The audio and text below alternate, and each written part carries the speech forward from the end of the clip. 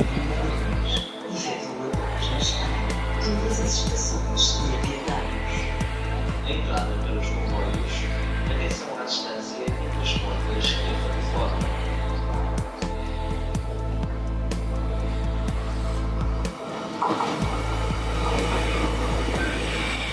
A vida é uma viagem, da qual não conhecemos nem a origem, nem o destino. Apenas conhecemos o nosso momento, o momento em que participamos na viagem. E o facto de não conhecermos como decorreu a viagem leva-nos muitas vezes a cometer os mesmos erros.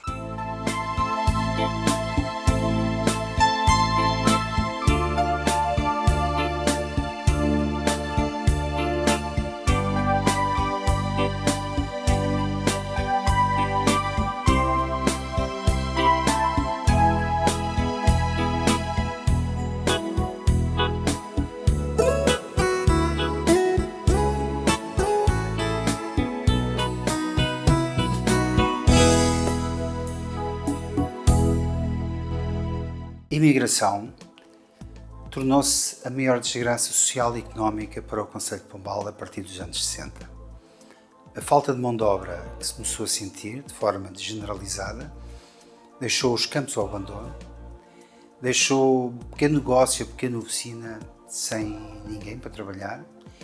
Até as unidades fabris, as poucas que haviam, sentiram esse problema. E isso não passava despercebido a quem governava. Oh, mas muitos foram presos, daí tantos, aí vizinhos. Um cunhado meu foi preso em Espanha. Um cunhado meu foi preso em Espanha. E malta dali do Farrobal, com a assim, tiveste sorte, nessa altura fomos presos. O meu irmão também, que é o Toino, também foi preso. 2 meses que lá teve, para mandar-no embora. Numa primeira fase, a resposta dada pelas autoridades foi de repressão, muita repressão.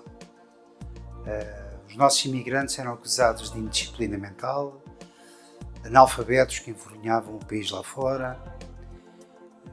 Eram pessoas que tinham um desejo de exibição, de abundância, tinham uma ambição doentia que até inclusivamente permitia suportar condições de vida que em Portugal nunca aceitariam, até por vergonha.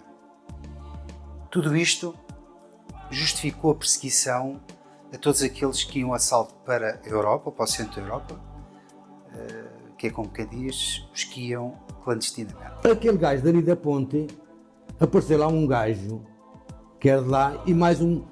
Aí é que um gajo também que era ele e mais um gajo que era da Pita, que ela mostrou-me a estrela e levava outro gajo, eram 3.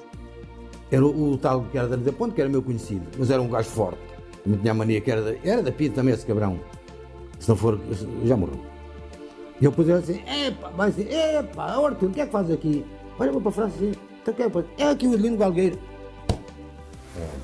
O outro gajo, você, vai o outro gajo logo caminha, mostrou-me logo assim, você é passador. Você já sabe, se eu quiser, daqui a 20 minutos vou estar ali no albergue. Você vê ali além aquele 10, assim, parece que até o cabelo até se me arrepiou, assim, eu já estou fodido. Já estou feito.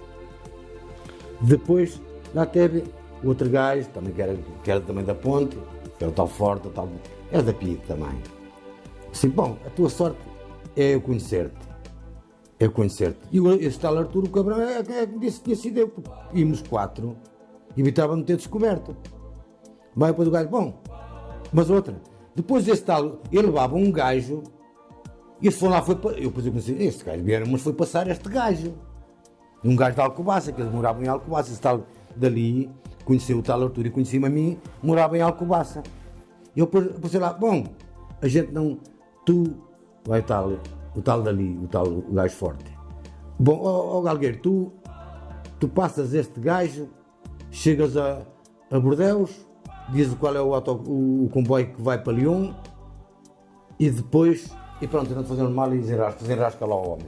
E vieram-se os dois embora entregar-me o homem a mim, estás a ver? Com o tempo, as autoridades perceberam a dificuldade em resolver pela força o problema da imigração clandestina. Primeiro, porque as redes de imigração estavam muito bem organizadas. E depois, porque contavam com a complacência das autoridades, ou que é como quem diz, a corrupção de muitos dirigentes, nomeadamente a polícia política, da PIDE, permitia que muitos fechassem os olhos à evasão dos imigrantes. Davam Araújo, davam um X para passar a fronteira e para ele, a moina dele, já não me lembro, mas aquilo era. Eles sapavam-se sempre. Imagina, traz alguma coisa hoje, trago. Venho dois ou três, passar lá para o outro lado, está bem, e a mercadoria, eles também já vêm recomendados tudo, eles todos borrados. Todos borrados, vocês não dizem nada. Dão o papel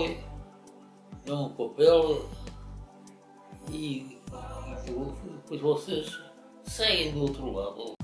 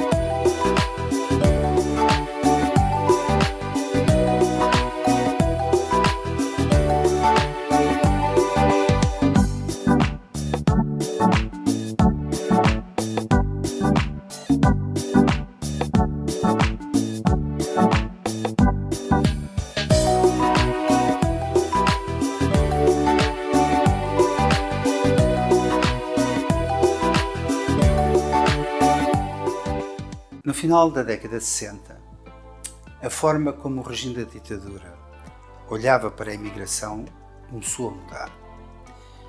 Até então, os imigrantes eram os analfabetos gananciosos que desprestigiavam o país lá fora.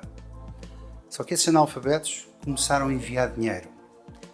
Nesses Falcão, presidente da Câmara da altura, falou num discurso que preferiu na Assembleia Nacional, no qual ele era deputado, que só para o Concelho de Pombal os imigrantes enviavam mais de 300 mil contos anuais, qualquer coisa como 1,5 milhão de euros. Ora, num país sedento de recursos financeiros como do pão para a boca, que ainda por cima tinha que sustentar uma guerra colonial que chegou a gastar 40% do orçamento de Estado, as divisas dos imigrantes passaram a ter um caráter de grande importância. E então a abordagem passou a ser diferente. Passou-se a valorizar o imigrante, sempre com o apoio da Igreja Católica, o braço direito do regime. Pelo país todo multiplicaram-se as iniciativas de acolhimento aos imigrantes. E Pombal não foi exceção. No dia 11 de janeiro de 1970, realizou-se a festa do Dia Diocesano do Imigrante, com a presença do Sr. Bispo de Coimbra, que incluiu diversas atividades no Teatro Cine de Pombal e também numa missa celebrada na Igreja do Cardal.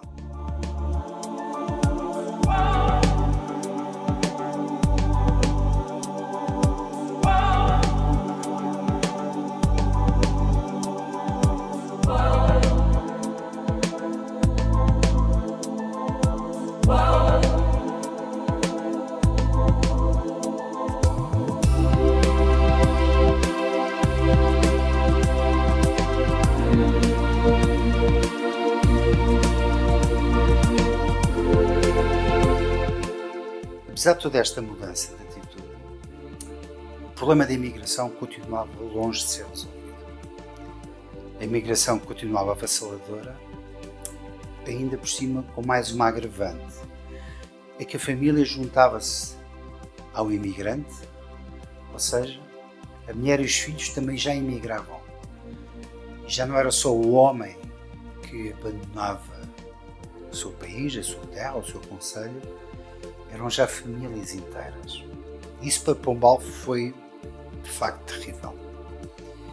Então surgiram vozes a favor da mudança. Mudar de vida começou a ser o lema dos discursos políticos, sobretudo aqueles que desejavam mudança. O Presidente da Câmara da altura, Menezes Falcão, mais uma vez, foi uma dessas vozes, não só enquanto deputado na Assembleia Nacional, mas também no terreno enquanto Presidente de Câmara. Quando Marcelo Caetano, que substituiu Salazar no final da década de 60, acabou com o condicionalismo industrial, o caminho ficou traçado. A industrialização do país passava a ser uma prioridade. Garantir emprego digno que impedisse que as pessoas tivessem que emigrar passou a ser um objetivo. E Pombal, que até então era um concelho rural, tinha pontualmente alguma indústria, mas era maioritariamente um concelho rural, passou a estar na dianteira do processo de industrialização e foi de facto dos primeiros concelhos marcadamente rurais a enverdar por esse caminho. A zona industrial da Formiga representa a primeira aposta na industrialização do concelho de Pombal, 4 anos antes do 25 de Abril. Eu não sei, sei que ele na altura estava muito focado em estar em Pombal. E há um pombalense a quem se deve esta aposta para a criação de emprego, o comendador Manuel da Mota. Disponibilizou a Quinta da Formiga, que tinha adquirido, para criar a primeira zona industrial em Pombal, uma das primeiras em Portugal. A ânsia de desenvolver esta zona industrial de forma rápida leva-o a publicitar nos jornais de nível nacional a cedência de lotes gratuitamente, com a condição, porém, das empresas se instalarem rapidamente em Pombal.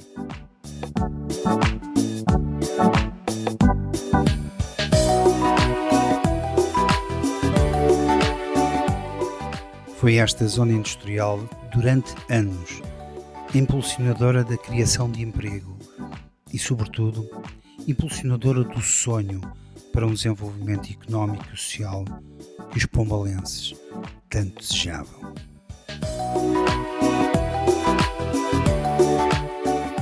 Manuel da Mota é o grande empreendedor industrial no concelho de Pombal na segunda metade do século XX.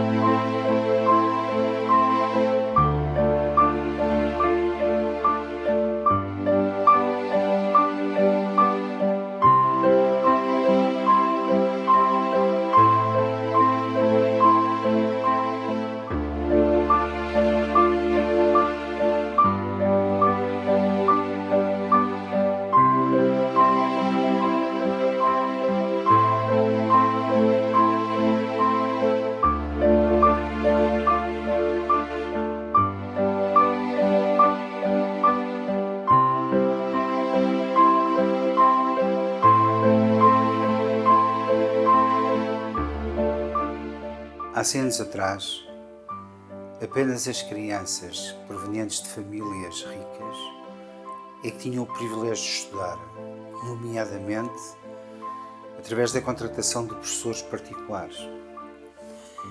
A implantação da República veio contribuir um pouco para que a educação fosse mais universal e foi de facto uma das suas prioridades.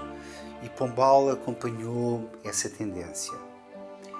No tempo da ditadura, a vila de Pombal beneficiou de infraestruturas escolares que inclusive a diferenciaram, nomeadamente dos concelhos vizinhos. Isso foi de facto uma vantagem. É o caso da Escola Industrial e Comercial de Pombal. Mas isso não foi suficiente para que a escola fosse uma realidade para todos.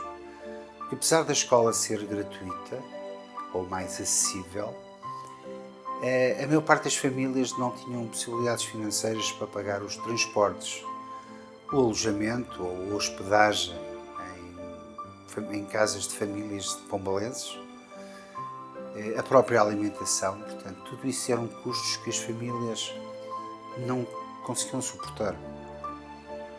É de facto com o 25 de Abril que se abre as portas à universalidade da educação.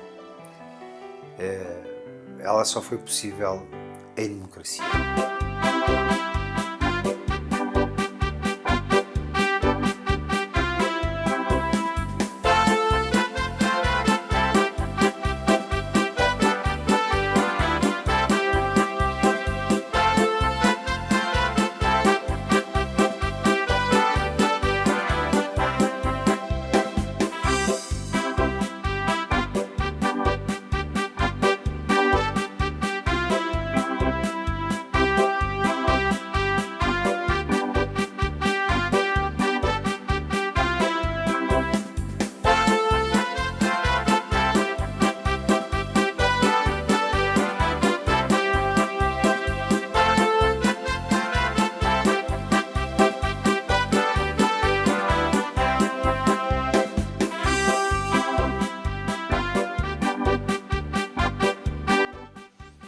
Como é que era a escola antes do 25 de Abril?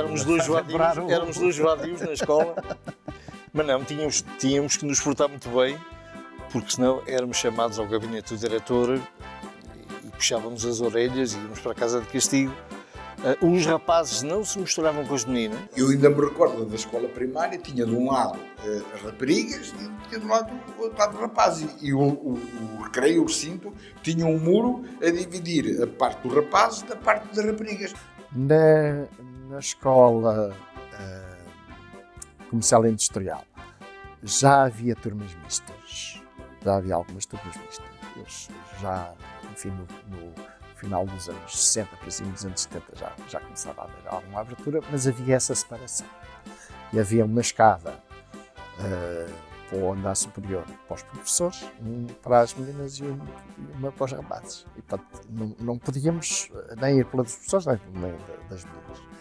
E os espaços exteriores estavam também divididos. A altura da sede era bastante mais baixa, mas não havia o mínimo atrevimento da gente se aproximar sequer. Portanto, o contacto entre os rapazes e as raparigas era muitas vezes feito em espaços, sei lá, na cantina ou eventualmente no sítio onde se iam comprar as borrachas e os lápis, portanto, que eram zonas mais ou menos de transição entre as áreas dos rapazes e das raparigas.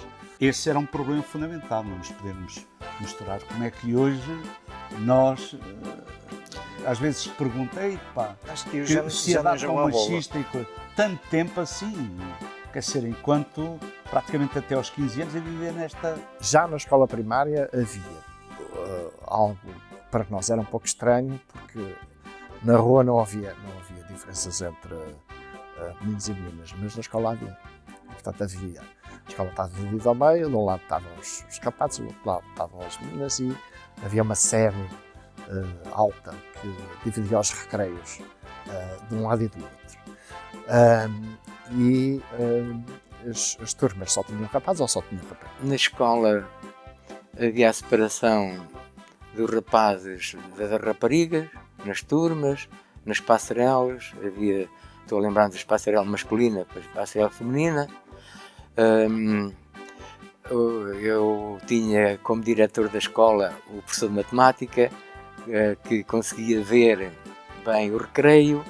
Sempre que ele se apercebia que havia uma palavra dirigida de um rapaz para a rapariga, ele imediatamente chamava os dois para os repreender, porque era expressamente proibido os rapazes contactarem com a rapariga. Tenho memória de um colega meu que teve, sei, uma semana de suspensão, ou não sei o quê, teve o atrevimento de se sentar no muro da escola com uma rapariga. Tínhamos que andar junto pela direita, pela junto à direita, parede. junto à parede, inclusive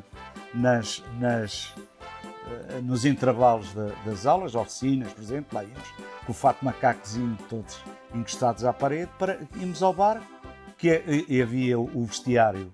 Os vestiários tinham uma chapazinha, por acaso isso era porreiro, não desaparecia nada. Nessa altura, valha-nos isso, para ir comprar um bolo, se havia dinheiro, ou então, uma bola de ou junto ao refeitório, para ir comprar uma sandes de cavalinha, era a 2,500, um pão com marmelada 10 tostões na altura. Mas isso já era na parte já dos era rapazes. na parte dos rapazes, não é?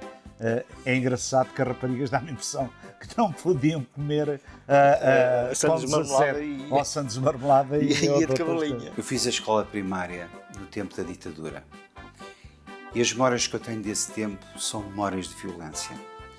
Eu tive um professor, Manuel Maria Ferreira, que era daqueles que acreditava que quanto mais pancada um aluno levasse, mais facilmente aprendia. Quando nós o víamos tirar a bracelete do pulso, já sabíamos que iam chover reguadas atrás de reguadas, fora as canadas e as chapadas, todo o tipo de violência que era permanente e era diário. E foram essas as memórias com que eu fiquei da minha escola primária. O professor, neste caso até era o professor, chegava lá, vinha lá todo com uma chamarra e já com uma golazinha de coisa, pronto, que era um estatuto completamente distinto do nosso, e era que se portasse mal, era reguado e canada, isso, meu amigo. E as tabuadas, e saber os rios, e as linhas, isso tudo, que tinha que ser ali tudo na pontinha da língua. Eu recordo perfeitamente, à saída, vimos para casa, ele punha-se à saída da portazinha, com a régua na mão e a perguntar tabuada salteada. Quem falhasse, tunga. Era a réguada que era o prémio que tinha para levar para casa. Na escola primária era um mártir, apanhar reguadas e com a cana na cabeça. Portanto, eu também era um rapaz irreverente. E, portanto, às vezes não estava com atenção àquilo que a professora dizia. E ela castigava-me com a régua, estava muito arreguada. Acontece que um dia, revoltado, tirei-lhe a régua e bati-lhe com a régua nas pernas, nos braços, por onde a apanhei. E depois atirei com a régua, assim, olha, acabou. A escola por hoje, para mim, acabou. E vou para casa e disse ao meu pai, olha, eu hoje bati na professora. E ele começou-se a rir, assim, apanhaste mais uma tarefa, pois claro. E não acreditou que eu tivesse batido na professora. E então, eu no dia seguinte não queria ir à escola. Disse, não, agora não vou para a escola, até bati na professora. E então ele disse, não, eu vou contigo. Eu vou lá falar com a professora, para saber o que é que se passou. E então o meu pai vai lá e tal, e diz, olha, meu filho não quer vir à escola, diz que ontem houve aí qualquer coisa. Não houve nada especial, aquilo foi uma brincadeira. E ele disse, não, tu vens à escola, então... Sim, senhor, não, foi uma brincadeira, está tudo bem. E depois, eu, pronto, acabei por ficar na escola e ela disse-me assim, olha, a partir de hoje, tu é que vais castigar os teus colegas quando eles errarem, não é? Qualquer coisa. E eu disse, não, senhor professora, eu não castigo ninguém. Muitas vezes levávamos, nem sabíamos porquê. E houve uma vez que, então espera lá, fizemos uma coisa muito simples. Deixámos a janela destrancada, aquilo tinha uns torres do lado de dentro, corremos os torres, deixámos a janela destrancada e alguém lá foi e sorrupiou a régua. O professor chegou lá de manhã, cada régua, ninguém sabia da régua. Pronto. E a régua tinha desaparecido. era a forma que nós tínhamos de nos livrar de levar. Claro, depois, quem foi, quem não foi, bem, está ali uma pessoa, pois, houve, aquilo tinha sido ali meia dúzia deles, e depois houve um que não aguentou com a pressão e que acabou por denunciar. Pois, como imaginas, fomos lá para o quadro, que tinha um quadro que tinha um estrado, né? Era o chão, depois que tinha um estrado, e fomos lá expostos, como sendo ali os arguídos, os réus, levámos umas quantas reguadas ali à frente de todos. Hoje era uma humilhação, mas nós interiormente estávamos orgulhosos daquilo que tínhamos feito, porque tínhamos marcado a diferença. Lá está depois o indivíduo que bufou, cá fora também teve que levar a cota dele. A escola é uma escola de repressão. Era a memorização, o ensino era feito, as pessoas tinham que memorizar as coisas, não aprendiam a procurar, era só a memorização. Na escola, eu lembro-me que um dia olhei numa tarde, mais ou menos depois do almoço, estava sentado no muro, que não tinha as grades de ferro, eu, o Raul, do Zé Menino e o Homer mais velho, e o seu diretor passar com um Volkswagen branco, estacionar no recreio na passarela das meninas e dizer ao pai do Dr. Adelino para nos vir chamar para irmos ao gabinete. Claro que o senhor foi e muitas das vezes podem-se fintar coisas que são óbvias. O senhor chegou ao pé de nós, vocês desapareçam que o seu diretor quer que vocês lá vão ao gabinete. E isso é para nos mandar uma ripada por estarmos sentados em cima de um puto que vem da aldeia, chega aqui para um bal, para ele é logo a diferença de vestir. Não havia comparação. As meninas, tanto os rapazes como as meninas, até porque a escola era dividida por sexos. Logo aí, eu tenho a impressão que as meninas não olhavam sequer para o campo. Quando vim para a escola em 68, nós éramos tratados como gente de segunda, pessoal das aldeias, mesmo pelos professores. Os professores marcavam-nos pelo vestir, pela roupa. Nós éramos postos um pouco de lado. Eu andei na escola primária, na então escola primária Pombal, em frente ao bar São João de Deus, né? E vinham muitos também aqui das aldeias à volta, exatamente porque não havia escolas no Caio, sei lá, de alguns, digo eu, 10 km. Portanto, os meus primos do Soto vinham para Pombal, porque não havia escola ali. E notava-se uma grande diferença, sobretudo ao nível do vestuário, do calçado, entre as pessoas da vila e as pessoas da aldeia. Portanto, as pessoas que vinham da aldeia, enfim, tinham muitas vezes vestimentas mais, como é que eu ia dizer, mais rústicas, por assim dizer. Nós aqui íamos sobretudo por a ação das nossas mães, que, embora em famílias remediadas, muitas vezes pegavam na agulha e na linha e tentavam acompanhar aquilo que eram as modas ou encomendavam a pessoas que faziam as roupas para nós, dentro de alguns figurinos, porque na altura não haviam de facto prontos a vestir. A nível escolar havia alguma diferença. O pessoal das aldeias normalmente frequentava a escola industrial e comercial de Pombal. Os alunos da cidade frequentavam o colégio. Portanto, já aí havia algumas assimetrias. Por exemplo, o caso da minha mãe é diferente. Portanto, ela é incrível. Nós andámos juntos na escola primária, na 4ª classe. Portanto, andava eu na 4ª classe e ela a frequentar aulas na escola primária para tirar a 4ª classe também. Porque, não, acho que foi durante o dia. Eu recordo-me que a cheguei a encontrar, inclusive, na escola. Penso que naquelas horas mais tardias, mas foi, portanto, juntámos-nos na escola, eu e ela, a tirar a 4ª classe. Portanto, porque ela veio muito nova ali dos lados da Albergaria dos Doce, portanto, lá do Figueiredo, que ainda pertence ao último lugar da freguesia de São Simão de Litém, mas já encostada à Albergaria. Foi muito nova aqui para Pombal trabalhar para a Maria das Neves, para o famoso café da Maria das Neves. e ficou ali anos e anos. Eu, inclusive, nasci por cima do café.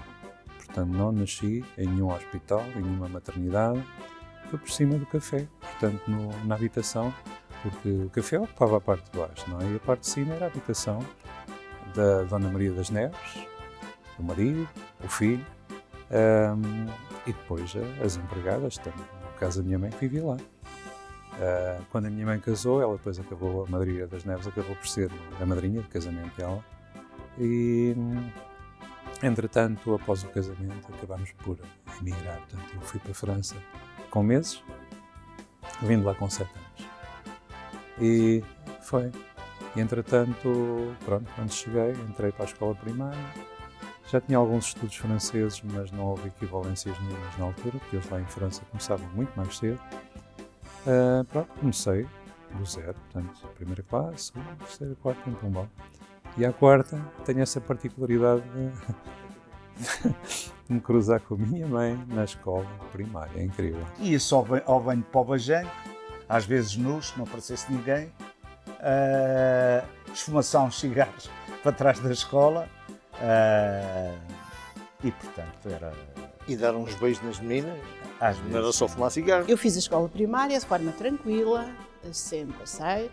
Naturalmente, no fim das aulas, ia guardar o rebanho para a serra, porque tinha que ajudar a mãe. Antes de ir para a escola, tínhamos que ir apanhar pinhas, já tínhamos que apanhar portanto, uma paveia de carumba, de agulha, chamava-se na altura, que era a folha do pinheiro, que ia para o chão, que era para depois acender o lume, para acender o forno, para cozer a broa. E aquelas travessias pelo túnel? As travessias, isso eram atividades na altura chamadas circunscolares. Faltávamos uma aula e resolvíamos arranjar umas latas, levávamos umas velas daquelas de atum, não sei se era 3 litros ou 3 quilos ou de 5, com uma velazinha no meio e a rapaziada, até à estação. 30, 40 gajos a atravessar o túnel por aí abaixo.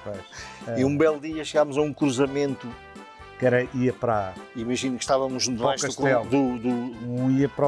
Ia parar ali ao pé da oficina do Marte, acho eu. Que era onde se juntavam vários túneis. Exatamente, vários túneis. E estavam 2 vultos com um lençol branco. Eu nunca mais lá fui. O diretor enviou para lá 2 contínuos. A coleção dos livros do Júlio Diniz, que li através da biblioteca Gulbenkian, que ia à telescola à noite e nós selecionávamos os livros, li essa coleção toda. À luz de um candeeiro a petróleo. Não era Petromax ainda, era aqueles candeeiros com aquela chaminé alta. Esses foram lidos à noite, à luz desse candeeiro. Depois, quando tinha o Petromax, já dava uma luz razoável. Nós já estudávamos, já conseguíamos estudar melhor, porque já líamos melhor. Mas nós, sinceramente, era muito difícil, Paulo. Era muito difícil, especialmente as pessoas que tinham muitos livros para ler ou trabalhos para fazer à noite. Era difícil. Aproveitávamos mais o domingo, sim, os domingos. Aproveitávamos os domingos, eu digo isto com um pouco de saudade e de tristeza, não sei, ou sei lá, ou no fundo alegria por ter conseguido, porque os domingos à tarde, na aldeia não há nada. E eu estava no meu quarto e via cá fora as minhas amigas, que eu gostaria também de andar a passearem lá pela estrada abaixo, estrada acima, passearem ao domingo à tarde, descontraídamente, trabalhavam durante a semana, e ao domingo riam, brincavam, passeavam. E eu via-as do meu quarto e eu estava ali pegada aos livros, estudava, porque eu de noite não podia, e então tinha que aproveitar o domingo. Enquanto nas aldeias se tomava banho uma vez por semana, numa bacia, eu lembro-me de ser o primeiro a ter uma televisão e a ter uma casa de banho na população. Porque com o meu pai, que era imigrante, as coisas foi possível. Portanto, ali o professor Nogueira tinha as coisas boas. Água fria, no final da aula de ginástica, que era assim que se chamava, não era educação física, era ginástica. Aula fria. Abrir torneiras, tipo tropa. Abrir torneiras. Mas ele tinha lá o ouvido igual ao daquele da Casa Valadas. De repente só ouvimos: trás! Oh, meu bandido! Há aquele sempre que tem medo de água fria, que se encostava para o lado e que não se lavava. E estava lá o professor Nogueira para pôr as regrazinhas que é higiene. Logo aqueles dias, havia X dias, em casa havia X dias para tomar banho, mais os 2 dias de educação física. Portanto, que era uma coisa que modificava por completo a vida da aula. Fiz a escola primária sem problemas e no final da escola, como a minha mãe tinha pedido ao meu pai que eu precisava de ajudar. Ela precisava de ajuda na lide do campo e para cuidar do rebanho. E eu não fui estudar. Não fui estudar, nesse ano não fui estudar, chorava diariamente. Via os meus vizinhos, todos alguns que vinham estudar para Pombal às 8 da manhã, esperarem pelo autocarro para os trazer para a cidade, e eu andava lá com o rebanho a ajudar a minha mãe nos campos, trabalhei muito no campo, chorava todos os dias. Quando cheguei à escola primária, depois, para mim era assim, né? Para já, aquilo era lajes, o chão, e havia gente descalça. Eu tinha a rara felicidade de ter uns botins de borracha, que no verão não era preciso botins de borracha, umas socas serviam, mas no inverno com o frio, uns botins de borracha, com umas meias feitas pela mãe, e às vezes até tínhamos que meter jornais que não havia, que era raro, ou o jornal só servia para fazer uma bola, e para jogar à bola, e nestas coisas para aquecer, para manter o calor das pessoas. Mas havia colegas meus que estavam descalços. Ora, pergunto eu, como é que uma criança pode ter aproveitamento de estar descalça no inverno? Antes do 25 de Abril, o que é que nós tínhamos? Tínhamos que cantar lá o hino, tínhamos que saber o hino, e depois, política ninguém falava, nós nem tínhamos noção do que isso era uma coisa completamente desusada, quer dizer, não havia aquelas coisas de coitadinhos dos meninos, não, nós se nos queríamos aquecer, tínhamos que de manhã, lá havia 1 ou 2 que levavam lá uma caixa de fósforos que se arrupiava lá aos pais, apanhámos lá um bocado de cascas de eucalipto e fazíamos uma fogueira para nós nos aquecermos. E era assim que nós íamos para as aulas. Deles viajarem de comboio, em que a paragem era ali em frente ao Valadas, portanto, e o Zeca da Mota, que nós frequentávamos para jogar snooker, jogar as cartas, enfim, ping-pong, matraquilhos, era ali que passávamos uma grande parte também dos nossos tempos livres. Era ali na zona da estação de Caminho de Ferro. Depois, outra pequena história também daquela aldeia maravilhosa, que era a minha, onde não havia nada, mas havia amor e havia entendimento. Foi a viagem que o chefe de Estado, Américo Tomás, fez a Figueiró dos Filhos. Tinha que passar por aquela estrada, a nossa escola primária ficava à beira da estrada e a professora lá convenceu os pais dos alunos para naquela tarde, eu não me recordo se foi, não sei efetivamente o período, se foi primavera, outono, não faço ideia aí, mas sei que era uma tarde soalheira para se juntarem na estrada próximo da escola primária e para levarem flores, cestinhas de flores, que iam recolher lá nos seus jardins e para estarem à espera de Sua Excelência, o Sr. Presidente da República. Os meninos e as meninas tinham que levar todos a batinha branca. Eram os figurantes, digamos assim. E as mães iam com os cestinhos das flores e quando os carros passassem, quando as entidades passassem, atiravam-lhe as flores. Assim foi. Estávamos lá à espera de Sua Excelência, nós achávamos que, claro, era uma pessoa importante, naturalmente. Passaram 2, 3 carros, aqueles carros antigos, aqueles carros pretos, que ainda há pessoas que os têm nas suas coleções privadas. Passaram e nós, todos felizes, íamos à cestinha das flores, atirávamos as flores para os carros, estávamos todos felizes.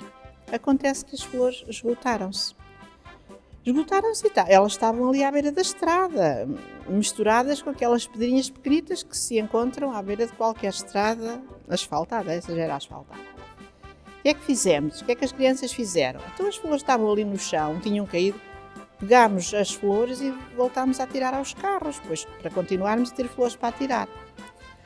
lá sentir uma pedrinha, eram pedrinhas pequenitas, entenda-se, não era nada por aí além. Lá sentiram alguma pedra pequenita a tocar no vidro do carro, pararam os carros um pouco à frente, veio não era o chofer que ao lado, dirigiu-se à professora, foi só com a professora que falou. Senhora professora, diga aos seus alunos para pararem de agredir Sua Excelência o Presidente da República.